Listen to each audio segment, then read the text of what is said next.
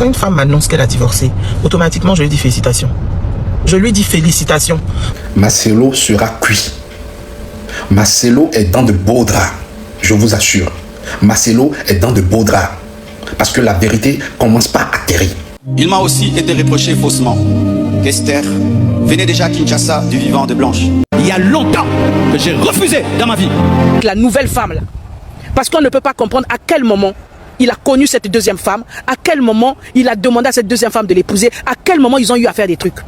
Ça veut dire ce que ça veut dire. Nous sommes des grandes personnes, on sait que le pasteur Marcelo, c'est un faux pasteur. Vous savez, lorsque j'ai perdu mon épouse, je suis allé à Barcelone en deuil. J'ai pleuré. Et là-bas, Dieu est venu me rencontrer. Il m'a parlé, il m'a fortifié. Et je suis venu à l'église un jour ici. Et j'ai dansé, la chorale a mis musique. Et j'ai dansé. Hey, quelqu'un m'écrit: Pasteur, comment ta femme est morte? Ça fait 2 mois ou 1 mois. Et toi, tu danses comme ça. Je te surveillais. J'ai dit, maintenant toi tu penses quoi? Tu penses que nous les chrétiens, lorsque nous perdons quelqu'un qu'on aime, on doit se suicider émotionnellement? C'est ce qui est écrit dans la parole de Dieu. J'ai dit, sache ceci, que... Il existe une vérité que l'on n'enseigne pas dans les livres, que l'on ne formule pas dans les sermons, que l'on n'exprime pas facilement dans les conversations ordinaires, mais que ceux qui ont vécu de près la réalité d'un remariage après un deuil connaissent intimement, douloureusement, viscéralement. Cette vérité, la voici. On ne peut pas partager... Tous les jours, un frère en Christ va venir te dire que il a vu la vision que Dieu me l'a présenté, Dieu l'a présenté à moi. Dieu l'a montré mon image dans... endroit où une autre vie a laissé ses empreintes profondes, ses traces indélébiles, ses marques invisibles mais omniprésentes. On ne peut pas être la femme d'un homme qui n'a pas encore pleinement accepté et que la femme d'avant est partie pour ne plus revenir. C'est dans cette réalité-là qu'Esther Tounassi se retrouva plongée dès les premiers jours de son installation dans le foyer du pasteur Marcelo. Tu aimes l'argent? Un foyer qui était un homme riche va te ramener dans le monde. Qui était censé porter son empreinte, qui était censé... Un homme riche te ramènera dans le monde. On avait des très belles filles à l'église. Les frères sont pauvres, ne peuvent pas les épouser. Un païen riche vient l'épouser. Elle reflétait sa présence, sa personnalité, son identité de nouvelle maîtresse de maison. Mais un foyer qui résistait, qui refusait de se laisser réinventer, qui continuait de parler d'une autre voix, de raconter une autre histoire, de porter les couleurs d'une autre femme. Tout commença de manière subtile, comme c'est souvent le cas dans une situation. Ce ne fut pas d'emblée une confrontation directe, un conflit ouvert, une déclaration de guerre. Non. Ce fut quelque chose de beaucoup plus insidieux, de beaucoup plus difficile à combattre. Précisément parce que c'était difficile à nommer, difficile à désigner du doigt, difficile à présenter comme un problème concret que l'on peut résoudre avec des mots et des décisions claires. Tu peux mentir les gens pendant 10 ans et tout le monde est dans ta poche. Mais un jour, quelqu'un qui connaît la vraie version... C'était une atmosphère, une présence, un silence qui parlait, un vide qui pesait. Dès son arrivée dans cette maison, Esther Tounassi sentit quelque chose qui ne lui appartenait pas. Les murs avaient une mémoire, les meubles avaient une histoire. Chaque objet, chaque tableau, chaque bibelot, chaque disposition de l'espace portait la signature d'une autre femme, témoignait des choix d'une autre femme, racontait la vie d'une autre femme. Et cette femme, même morte, même absente, même réduite à un souvenir, occupait encore l'espace avec une présence que rien ni personne ne semblait pouvoir déloger. Il y avait d'abord les photos. Ces photos que le pasteur Marcelo n'avait pas encore rangées, pas encore décrochées des murs, pas encore enfouies dans un album ou dans une boîte. Des photos qui représentaient l'ancien couple, qui immortalisaient des moments de bonheur partagés, qui célébraient une union qui avait été réelle, qui avait été vécue, qui avait eu sa beauté et sa profondeur. Ces photos, pour le pasteur, étaient peut-être un moyen de garder vivant le souvenir de celle qu'il avait aimée. C'était compréhensible. C'était même touchant, d'une certaine manière. Mais pour Esther, ces photos étaient un rappel constant, quotidien inévitable, qu'elle était arrivée dans une vie déjà occupée, dans un cœur déjà habité, dans un foyer déjà marqué. Chaque matin, en se levant, elle croisait ces images. Chaque soir, en rentrant, elle les retrouvait. Et avec elle, cette question qui ne la quittait pas, cette question qui rongeait sourdement sa tranquillité d'esprit, sa confiance en elle-même, sa sérénité de femme nouvellement mariée. Quelle place avait-elle vraiment dans tout ça? Était-elle une épouse ou une remplaçante? Était-elle choisie pour elle-même ou choisie par défaut, par besoin, par précipitation? Était-elle aimée pour ce qu'elle était ou tolérée parce que la solitude était devenue insupportable? Ces questions n'avaient pas de réponse simple. Et c'est précisément ça qui était douloureux. Si la réponse avait été claire et négative, au moins elle aurait su à quoi s'en tenir. Elle aurait pu prendre une décision en connaissance de cause, partir la tête haute, refuser une situation qui ne lui convenait pas. Mais dans l'ambiguïté, dans le flou, dans cet espace indéterminé où rien n'est franchement dit ni franchement tu, il est difficile de savoir comment réagir, comment se positionner, comment se défendre contre quelque chose qu'on ne peut pas clairement identifier comme une menace. Puis il y avait les habitudes. Ces petites routines du quotidien qui semblent anodines, mais qui sont en réalité les briques fondamentales de la vie commune. Les éléments qui donnent à un foyer son identité particulière, sa couleur propre, son rythme singulier. Le pasteur Marcelo avait ses habitudes. Des habitudes construites au fil des années de vie commune avec sa première femme. Des habitudes qui portaient l'empreinte invisible de celle-ci, qui avait été façonnée par sa présence, par ses préférences, par sa manière d'organiser les choses et d'occuper l'espace. Et ces habitudes, il les perpétuait. Pas nécessairement de manière consciente, pas nécessairement avec l'intention de blesser Esther ou de lui signifier qu'elle était moins importante que celle qui était partie, mais parce que les habitudes sont tenaces, parce qu'elles résistent au changement, parce qu'elles sont le dernier refuge de ceux qui ont perdu quelqu'un, la dernière façon de maintenir un lien avec ce qui a été, avec ce qui ne reviendra plus.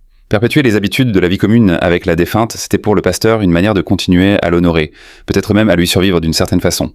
Mais pour Esther, ces habitudes étaient des murs invisibles. Des frontières non dites qui lui indiquaient, sans qu'un mot soit prononcé, qu'il y avait des territoires qui ne lui appartenaient pas. Des espaces qu'elle n'avait pas le droit d'investir, des domaines dans lesquels sa présence était tolérée mais pas vraiment bienvenue. Et cette sensation, cette impression permanente d'être une intruse dans sa propre maison, dans son propre mariage, dans sa propre vie de femme mariée, était profondément déstabilisante. Il y avait aussi les gens, l'entourage, la famille, les amis, les membres de la communauté, tous ces gens qui avaient connu la première épouse, qu'il avait aimée, qu'il a regretté sincèrement, et qui regardaient Esther avec des yeux teintés de comparaison, de nostalgie, parfois même de ressentiment.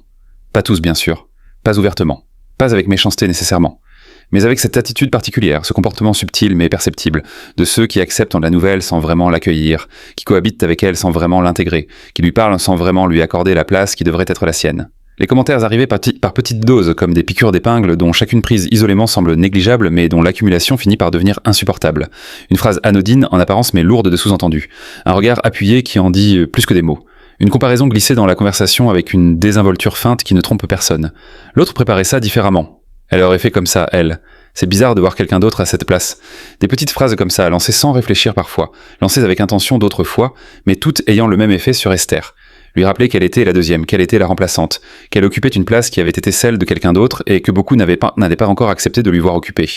Et le pasteur Marcelo dans tout ça, comment réagissait-il face à ces situations? Comment gérait-il cette tension entre le respect dû à la mémoire de sa première femme et la protection due à sa nouvelle épouse? C'est là que les choses c'est que les choses se compliquaient davantage. Parce que le pasteur, lui aussi, était dans une position difficile. Pris entre deux loyautés. Pris entre le passé et le présent. Prise entre la mémoire de celle qui était partie et les besoins de celle qui était là. Et dans cet équilibre impossible, il semblait pencher trop souvent du mauvais côté. Pas par mauvaise volonté nécessairement, pas par indifférence envers Esther, mais par incapacité à trancher, par incapacité à mettre clairement des mots sur ce qui se passait, par incapacité à prendre cette décision courageuse et nécessaire de dire à son entourage, de dire à lui-même « Cette femme qui est là aujourd'hui est mon épouse. Elle a toute sa place dans ma vie et je vais la défendre, la protéger, la soutenir contre tout ce qui cherche à lui nier cette place. Ce n'est pas qu'il ne voyait pas la souffrance d'Esther, il la voyait. Il ne pouvait pas ne pas la voir. Mais peut-être ne mesurait-il pas pleinement son ampleur. Peut-être pensait-il qu'elle s'adapterait avec le temps, que les choses se tasseraient d'elles-mêmes, que la patience et la bonne volonté finiraient par avoir raison de ces tensions. C'est une erreur classique. Une erreur que font beaucoup d'hommes dans ces situations. Croire que le temps seul suffit à résoudre des problèmes que le temps seul a créés. Croire que le silence vaut mieux que la parole quand il s'agit de sujets douloureux. Croire que ne pas aborder quelque chose frontalement, c'est l'éviter, alors qu'en réalité c'est le laisser grossir dans l'ombre jusqu'à ce qu'il devienne ingérable. Car pendant que le pasteur attendait que les choses se règlent d'elles-mêmes, la souffrance d'Esther grandissait. Elle s'accumulait, elle se sédimentait couche après couche, jour après jour, incident après incident. Elle prenait racine dans les petites choses du quotidien et s'étendait progressivement à des dimensions plus profondes, plus fondamentales, plus existentielles. Ce n'était plus seulement une question de photos sur les murs ou de comparaisons maladroites. C'était une question d'identité. C'était la question de savoir si elle avait vraiment sa place dans cette vie, si elle était vraiment vue et reconnue pour ce qu'elle était, si cet homme qu'elle avait épousé était vraiment capable de lui donner ce dont elle avait besoin pour se sentir chez elle, pour se sentir aimée, pour se sentir entière. Et puis il y avait la dimension spirituelle de tout ça, dimension qu'on ne peut pas ignorer quand on parle d'un pasteur et de sa communauté. Dans le monde religieux dans lequel évoluaient le pasteur Marcelo et Esther Tunasi, le mariage n'est pas seulement une affaire privée entre deux individus. C'est une affaire publique, une affaire communautaire, une affaire qui engage la réputation et la crédibilité du couple aux yeux de toute une assemblée de fidèles. Et quand le couple en question est celui du pasteur lui-même, cette dimension publique est décuplée. Chaque tension visible, chaque malaise perceptible, chaque dysfonctionnement apparent devient un sujet de commentaires, d'analyse, de jugement pour les membres de la communauté. Esther le savait. Elle savait qu'elle était observée. Elle savait que chacun de ses comportements, chacune de ses réactions, chacune de ses interactions avec le pasteur et avec l'entourage était scrutée, analysée, évaluée. Elle savait que les gens se faisaient des opinions sur son mariage, sur sa relation avec le pasteur, sur la manière dont elle assumait ou n'assumait pas son rôle de femme de pasteur. Et ce regard constant, cette surveillance permanente, cette exposition continue à l'opinion des autres, ajoutait encore une couche de pression à une situation déjà suffisamment lourde à porter. Comment construire sereinement un couple quand on se sent constamment sous les projecteurs? Comment travailler sur ses fragilités? Sur ses doutes, sur ses douleurs, quand on sait que le moindre signe de faiblesse sera interprété, jugé, commenté. Comment se permettre d'être imparfaite, d'être vulnérable, d'être simplement humaine, quand le statut qu'on occupe exige une image de solidité, de sérénité, de maîtrise en toutes circonstances? Ces questions, Esther se les posait. Et elle n'avait pas de réponse facile, parce que la position qu'elle occupait était intrinsèquement contradictoire. Elle était censée être forte, mais elle souffrait. Elle était censée être heureuse, mais elle était déstabilisée. Elle était censée être à sa place, mais elle ne s'y sentait pas. Et tout cela se passait dans un contexte où admettre ces choses, en parler ouvertement, chercher de l'aide, aurait pu être perçu comme une faiblesse, comme un aveu d'échec, comme une confirmation des doutes que certains nourrissaient secrètement sur la solidité de cette union précipitée. La défunte première épouse, elle, avait eu le temps de s'installer. Elle avait eu le temps de construire sa place, de faire sa marque, d'établir son territoire. Elle avait eu des années pour devenir indispensable, pour tisser sa présence dans chaque fibre de ce foyer, pour devenir tellement intégrée à la vie de cet homme et de cette communauté que son absence, quand elle était survenue, avait laissé un vide immense et durable. Ce vide, Esther essayait de le combler. Mais comment combler un vide qu'on n'a pas eu le temps de mesurer, qu'on n'a pas eu le temps de comprendre, qu'on n'a pas eu le temps d'apprivoiser? Car c'était là le problème fondamental. Pas seulement la présence du fantôme de la première épouse, mais le fait qu'Esther avait été projetée dans cette situation sans préparation suffisante, sans le temps nécessaire pour comprendre dans quoi elle s'engageait, sans la connaissance approfondie de cet homme et de son histoire qui lui aurait peut-être permis d'aborder les défis qui l'attendaient avec plus de ressources, plus d'outils, plus de solidité intérieure. Si elle avait pris le temps. Si le pasteur avait pris le temps, si les deux ensemble avaient construit leur relation sur une durée suffisante pour se connaître vraiment, pour comprendre les bagages que chacun apportait, pour anticiper les difficultés qui allaient se présenter, peut-être les choses auraient-elles été différentes. Peut-être auraient-ils eu les fondations nécessaires pour résister à la pression du fantôme, pour tenir ferme face aux commentaires de l'entourage, pour traverser ensemble les tempêtes de ce foyer sans se perdre de vue, sans se blesser mutuellement, sans laisser les ombres du passé éclipser la lumière du présent. Mais ils n'avaient pas pris ce temps. Et maintenant, ils en payaient le prix. Chacun à sa manière, chacun avec sa propre douleur, chacun avec ses propres doutes, chacun enfermé dans sa propre solitude au sein d'un mariage qui était censé être une communion, une union, un partage, mais qui ressemblait de plus en plus à deux existences parallèles habitant le même espace sans vraiment se rencontrer, sans vraiment se comprendre, sans vraiment se soutenir. L'ombre de la première épouse continuait de planer sur ce foyer, persistante, tenace, insaisissable, impossible à chasser parce qu'on ne peut pas chasser ce qui n'a pas de corps, ce qui n'a pas de présence physique, ce qui existe uniquement dans les mémoires, dans les habitudes, dans les regards, dans les silences. Et pendant qu'elle planait, pendant qu'elle occupait cet espace invisible mais réel, la fissure dans le couple grandissait, lentement mais sûrement, silencieusement mais inexorablement, vers une rupture qui, au fond, avait été semée bien avant qu'elle n'éclate au grand jour. La mort est une épreuve qui ne prévient pas. Elle s'invite sans frapper. Elle s'installe sans demander la permission. Elle bouleverse tout sur son passage sans se soucier des plans qu'on avait tracés, des rêves qu'on avait nourris, des projets qu'on avait construits avec soin et avec amour. Et quand elle frappe au cœur d'un foyer, quand elle arrache à un homme sa compagne de vie, celle avec qui il avait partagé ses matins et ses soirs, ses joies et ses peines, ses victoires et ses défaites, le choc est immense. La douleur est indescriptible. Le vide qu'elle laisse est un abîme que rien ne peut combler. Du moins pas immédiatement. Du moins pas dans les premiers jours, les premières semaines, les premiers mois qui suivent la disparition. C'est ce que tout le monde pensait. C'est ce que tout le monde croyait. C'est ce que tout le monde attendait de voir se produire dans la vie du pasteur Marcelo lorsque la mort frappa à sa porte et lui arracha sa première épouse. La communauté se prépara à accompagner son berger dans un long deuil. Les fidèles se mobilisèrent pour être présents, pour soutenir, pour entourer cet homme qui avait été pour eux une source de force et qui, pour la première fois peut-être, se retrouvait lui-même dans une position de grande vulnérabilité, de grande fragilité, de grande douleur. Les funérailles furent à la hauteur du personnage, solennelles, dignes, empreinte de cette spiritualité profonde qui caractérisait tout ce que le pasteur Marcelo touchait. La communauté était là, unie dans le deuil, unie dans la prière, unie dans ce sentiment collectif de perte qui unit les hommes dans les moments les plus sombres de leur existence. On pleura, on pria, on rendit hommage à cette femme qui avait été l'épouse du pasteur, celle qui avait partagé sa vie, sa mission, son ministère. On lui rendit l'honneur qui lui était dû. Et on rentra chez soi avec dans le cœur une tristesse sincère, une compassion authentique pour cet homme qui venait de perdre sa compagne. Dans les jours qui suivirent, le pasteur Marcelo reçut une avalanche de messages de soutien, de condoléances, d'encouragement. Sa communauté était là. Ses frères et sœurs dans la foi étaient là. Tout le monde voulait lui signifier qu'il n'était pas seul, que la douleur qu'il traversait était partagée, que son deuil était respecté et honoré par ceux qui l'aimaient et qui lui faisaient confiance. C'était touchant. C'était beau. C'était ce que la communauté sait faire de mieux dans ces moments-là. Se serrer les coudes, s'entourer mutuellement, traverser ensemble les épreuves que la vie impose. Et puis, les semaines passèrent. Le temps fit son travail, ce travail lent et parfois douloureux de cicatrisation que la vie impose aux survivants. Les visites de condoléances s'espacèrent, les messages de soutien se raréfièrent. La vie reprit son cours normal, comme elle le fait toujours, inévitablement, inexorablement, même quand on a l'impression que rien ne pourra jamais redevenir normal après une telle perte. Le pasteur reprit ses activités pastorales, il remonta à la chaire, il retrouva ses fidèles, il continua son ministère, et la communauté respira. Elle se dit que son pasteur allait bien, qu'il tenait bon, que sa foi était suffisamment solide pour lui permettre de traverser cette épreuve avec dignité et avec grâce. On admira sa résilience, on salua son courage, On continua de le respecter, peut-être même davantage qu'avant, parce qu'il semblait traverser cette période difficile avec une solidité exemplaire, avec une sérénité qui forçait l'admiration. Mais sous la surface, quelque chose se passait que personne ne voyait, que personne ne pouvait voir, ou peut-être que certains voyaient, mais n'osaient pas nommer, pas encore. Parce que ce qu'il commençait à tout prix d'apercevoir était tellement inattendu, tellement déconcertant, tellement en contradiction avec tout ce qu'ils pensaient savoir de cet homme que leur esprit résistait à le formuler clairement. Il y a des réalités que l'on refuse d'admettre, non pas parce qu'on ne les voit pas, mais parce qu'on ne veut pas les voir, parce qu'elles remettent en question des certitudes auxquelles on tient, des croyances auxquelles on s'accroche, des images auxquelles on est attaché. Et puis vint le moment où la réalité s'imposa avec une brutalité qui ne laissait plus aucune place au déni, à l'hésitation, à l'interprétation bienveillante. 6 mois. À peine 6 mois après le décès de sa première épouse, le pasteur Marcelo annonçait son remariage. 6 mois. Pas 1 an, pas 2 ans, pas 5 ans, certainement pas 10 ans. 6 petits mois. Le temps d'un semestre. Le temps que les fleurs sur une tombe commencent à peine à se faner. Le temps que la douleur du deuil, dans les cas les plus rapides de guérison, commence tout juste à s'atténuer légèrement. 6 mois. Ce chiffre, quand il commença à circuler dans la communauté, produisit l'effet d'une bombe à retardement qui venait enfin d'exploser. Les réactions furent immédiates, instantanées, viscérales. Les gens n'en croyaient pas leurs oreilles. Ils se regardaient avec cet air stupéfait, incrédule, presque abasourdi, de quelqu'un qui vient d'entendre une chose tellement improbable qu'il se demande s'il a bien compris. Est-ce qu'on parle bien du même homme?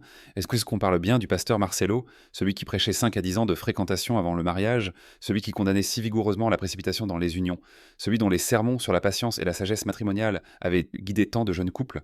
Oui, on parlait bien de lui. Et la réalité était là. Indéniable, implacable, impossible à contourner. Cet homme qui avait fait de la lenteur et de la patience les pierres angulaires de sa philosophie du mariage venait de se remarier en 6 mois. Cet homme qui avait passé des années à mettre en garde ses fidèles contre les dangers de la précipitation venait de brûler toutes les étapes avec une vitesse qui laissait les gens sans voix. Mais qui était donc cette femme qui était entrée dans la vie du pasteur avec une telle rapidité ? Qui était Esther Tounassi, celle qui allait devenir la nouvelle épouse du pasteur Marcelo, celle qui allait s'installer dans ce foyer encore marqué par la présence de la première épouse, encore imprégnée de ses habitudes, de ses goûts, de sa personnalité? Car c'est là une question qui mérite d'être posée. Pas pour juger Esther Tounassi, pas pour lui faire porter la responsabilité d'une situation qu'elle n'avait pas nécessairement cherché à créer, mais pour comprendre les circonstances dans lesquelles cette union avait vu le jour, pour saisir le contexte dans lequel elle s'était construite, ou plutôt dans lequel elle avait été précipitée. Esther Tounassi était une femme connue, une personnalité que le public reconnaissait, que les gens dans leur entourage connaissaient, une figure qui avait sa propre existence, sa propre identité, sa propre histoire avant d'entrer dans celle du pasteur Marcelo. Et quand cette union fut annoncée, quand la nouvelle de ce remariage éclair se répandit, les regards se tournèrent aussi vers elle, avec de la curiosité, avec des questions, avec, pour certains, une forme de perplexité. Avait-elle mesuré la rapidité de la chose? Avait-elle réalisé dans quoi elle s'engageait? Avait-elle pris conscience du poids de ce foyer qu'elle allait rejoindre, du poids de l'histoire qu'elle allait devoir côtoyer, du poids de la femme qui était passée avant elle et dont la présence, même posthume, allait continuer à se faire sentir? Car c'est une réalité que l'on sous-estime souvent, mais qui pèse lourd dans la vie des familles recomposées, et plus encore dans les situations de remariage après un décès. La présence du fantôme. Le fantôme de l'épouse disparue. Cette présence invisible mais palpable qui imprègne chaque recoin de la maison, chaque habitude de la vie quotidienne, chaque réaction de l'homme qui a perdu et qui se remarie. Elle est dans les photos sur les murs, elle est dans les objets qui ont été les siens, elle est dans les mots que les enfants, s'il y en a, prononcent quand ils parlent de leur mère. Elle est dans les comparaisons, conscientes ou inconscientes, que le mari fait entre celle qui est partie et celle qui est arrivée. Et pour une femme qui s'installe dans un foyer 6 mois seulement après le décès de la précédente occupante, ce fantôme est particulièrement présent, particulièrement vivace, particulièrement difficile à cohabiter avec, parce que le deuil n'est pas terminé, parce que les blessures ne sont pas cicatrisées, parce que les souvenirs sont encore frais, encore vifs, encore douloureux, parce que tout dans cet espace parle encore de l'autre, de celle qui était là avant, de celle qui aurait dû être là encore si la mort n'en avait pas décidé autrement. Esther Tounassi allait devoir faire face à tout ça. Elle allait devoir s'installer dans une maison qui n'avait pas encore fini de porter le deuil de sa précédente maîtresse. Elle allait devoir construire sa place dans un espace qui était encore, d'une certaine manière, occupé par une autre. Elle allait devoir trouver son identité dans un couple dont l'un des membres n'avait peut-être pas encore pleinement fait son deuil, n'avait peut-être pas encore pleinement fermé le chapitre précédent avant d'en ouvrir un nouveau. Et le pasteur Marcelo dans tout ça, qu'est-ce qui l'avait poussé à agir avec une telle rapidité? Qu'est-ce qui l'avait amené à prendre cette décision qui contredisait si frontalement ses propres enseignements? Les réponses à ces questions sont multiples, et aucune d'entre elles n'est simple. Peut-être y avait-il dans cette précipitation une forme de fuite, une tentative d'échapper à la douleur du deuil en la nouant dans un nouvel amour, en la couvrant d'une nouvelle présence, en la remplaçant par une nouvelle relation. C'est une réaction humaine, compréhensible même si elle est discutable. La solitude après la perte d'un être cher est une épreuve terrible, et la tentation de la combler au plus vite était réelle. Peut-être y avait-il aussi une dimension pratique. Un homme dans la position du pasteur Marcelo, un homme public, un leader communautaire, a besoin d'une certaine stabilité dans sa vie privée pour assumer pleinement ses responsabilités publiques. Le foyer, pour un homme comme lui, n'est pas seulement un espace de vie personnelle, c'est aussi un espace de représentation, un espace de crédibilité, un espace qui participe à son image et à son autorité. Et un foyer sans maîtresse de maison, dans certaines cultures et dans certains contextes religieux, peut être perçu comme un foyer incomplet, un foyer fragilisé. Peut-être y avait-il encore, et c'est la dimension la plus délicate, la plus difficile à aborder sans risquer de blesser des sensibilités ou de froisser des dignités, peut-être y avait-il une relation qui existait déjà avant le décès de la première épouse. Une relation qui attendait dans l'ombre, qui patientait, qui n'osait pas encore se montrer au grand jour, mais qui était là, présente, vivante, et qui avait profité du deuil pour s'officialiser plus rapidement qu'elle n'aurait dû, plus rapidement qu'il n'aurait été décent, plus rapidement que les conventions sociales et religieuses n'auraient toléré si elles avaient été respectées. Cette hypothèse, personne ne l'exprimait ouvertement. Pas encore. Mais elle flottait dans l'air, Elle circulait dans les conversations à voix basse, dans les couloirs de l'église, dans les discussions entre proches, dans ces échanges feutrés que les gens ont quand ils parlent de choses qu'ils n'osent pas encore dire à voix haute. Et elle alimentait, elle aussi, ce sentiment de malaise, de trahison, d'incompréhension qui s'était emparé de la communauté depuis l'annonce du remariage. Car au-delà de la question du temps, au-delà de la question de la précipitation, il y avait une question plus fondamentale, plus douloureuse, plus difficile à ignorer. La question de la cohérence, la question de l'intégrité. La question de ce qu'on est vraiment quand personne ne regarde, quand les circonstances de la vie nous mettent à l'épreuve, quand nos propres principes entrent en conflit avec nos propres désirs. C'est dans ces moments-là qu'on voit de quoi un homme est vraiment fait. C'est dans ces moments-là que la vérité d'un caractère se révèle, sans phare, sans artifice, sans la protection des beaux discours et des sermons élaborés. Et la vérité qui se révélait là, sous les yeux de toute une communauté sidérée, était difficile à digérer. Cet homme qui avait prêché la patience avec tant de conviction, cet homme qui avait condamné la précipitation avec tant de véhémence, cet homme qui s'était érigé en gardien des bonnes pratiques matrimoniales, cet homme venait de démontrer par ses actes qu'il était incapable de suivre lui-même les règles qu'il imposait aux autres. Et cette démonstration, aussi douloureuse qu'elle fut, avait quelque chose d'irréfutable. Pas de place pour le doute, pas de place pour l'interprétation. Les faits étaient là, nus, clairs, incontestables. 6 mois, contre 5 à 10 ans. L'écart entre le discours et la réalité n'aurait pas pu être plus grand. L'écart entre ce qu'il prêchait et ce qu'il pratiquait n'aurait pas pu être plus flagrant. Et cet écart allait avoir des conséquences. Des conséquences sur sa crédibilité. Des conséquences sur son autorité morale. Des conséquences sur la confiance que sa communauté lui accordait. Des conséquences surtout sur la femme qu'il venait d'épouser. Cette Esther Tounassi qui entrait dans ce mariage sans peut-être mesurer pleinement tout ce qu'elle allait devoir affronter, tout ce qui l'attendait derrière les portes de ce foyer précipitamment reformé.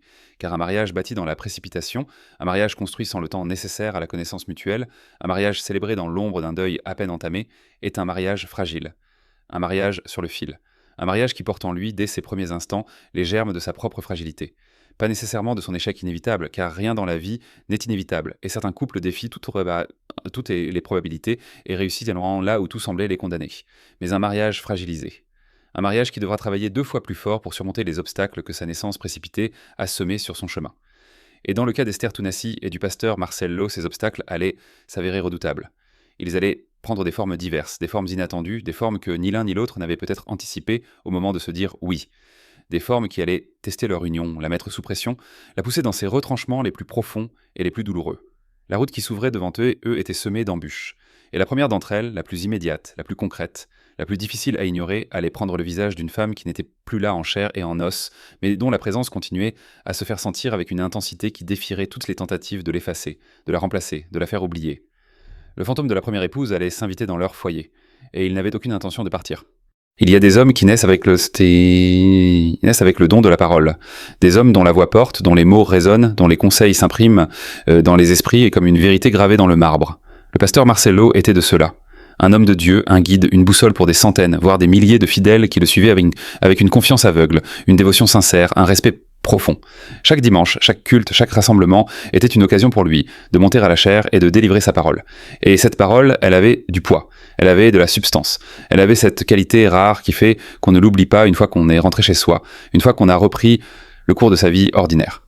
Mais parmi tous les sujets qu'il abordait, parmi tous les thèmes qu'il développait avec passion et conviction, il en était un qui lui tenait particulièrement à cœur. Le mariage. L'union sacrée entre un homme et une femme. Cette institution divine qu'il considérait comme le pilier de toute société saine, de toute communauté prospère, de toute vie épanouie. Le mariage, pour le pasteur Marcel Lowe, ce n'était pas un sujet parmi d'autres. C'était le sujet, celui qui revenait sans cesse dans ses sermons, celui qu'il développait avec une précision chirurgicale, celui pour lequel il avait des convictions bien ancrées, des positions clairement définies, des conseils concrets et pratiques. Et au cœur de ces conseils, il y avait une idée maîtresse, une philosophie centrale, un principe fondateur qu'il répétait inlassablement, semaine après semaine, culte après culte, rassemblement après rassemblement. Ce principe, le voici dans toute sa simplicité. Avant de vous marier, prenez le temps de connaître la personne. Pas quelques semaines, pas quelques mois. Non, le pasteur Marcelo était catégorique là-dessus. Il fallait du temps, beaucoup de temps. Il parlait de 5 ans au minimum. 5 longues années de fréquentation, d'observation, de découverte mutuelle.